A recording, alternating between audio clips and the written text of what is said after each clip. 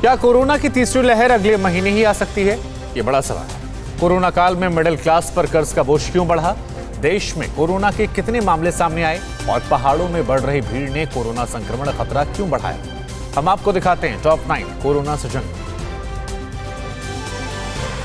भारतीय state bank की research report में कहा है कि अगले महीने देश में कोरोना की तीसरी लहर आ सकती है, जबकि सितंबर में महामारी की तीसरी लहर चरम पर पहुंच सकती है। एसबीआई की रिपोर्ट के मुताबिक टीकाकरण ही तीसरी लहर से एक माह बचाव कर सकता है। तीसरी लहर के पीक के दौरान दूसरी लहर के पीक के दौरान के मुकाबले करीब 1.7 गुना मामले ज्यादा हो सकते हैं।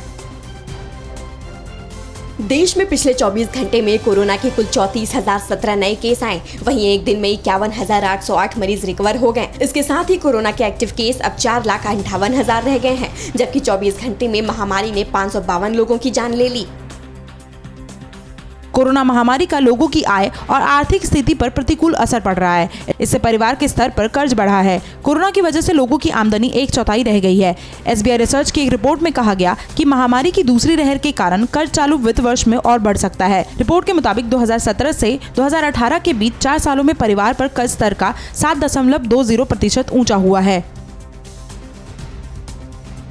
कोरोना की पाबंदियों में छूट मिलते ही घरों में कैद रहने वाले लोग भीषण गर्मी से निजात पाने के लिए पहाड़ों की ओर भाग रहे हैं, लेकिन इस दौर की वजह से कोरोना संक्रमण के फैलने का खतरा बढ़ गया है। हिमाचल प्रदेश के मनाली में इन दिनों काफी ज्यादा भीड़ हो रही है। बंदिशें हटते ही यहाँ आने वाले रास्तों में भी लोगों की गाड़ियों की कतारें लग गई है।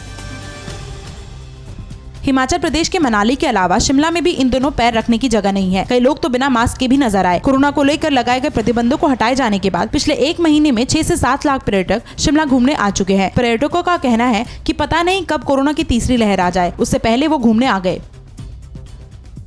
दिल्ली में पाबंदियों में छूट मिलते ही लोग लापरवाह होने लगे हैं। कोविड प्रोटोकॉल का पालन नहीं करने पर लाजपत मार्केट पर बंदी की गाज गिरी है। कोरोना से बेपरवाह भीड़ को देखते हुए चेतावनी के तौर पर आज एक दिन के लिए मार्केट बंद रखने का आदेश है। इससे पहले भी कई और बाजार और दुकानों पर कार्रवाई हो चुकी है।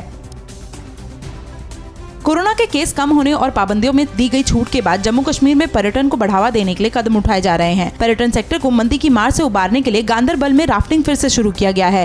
राज्य पर्यटन विभाग का कहना है कि लोगों को परिवार चलाने के लिए रोजगार मिलना भी जरूरी है।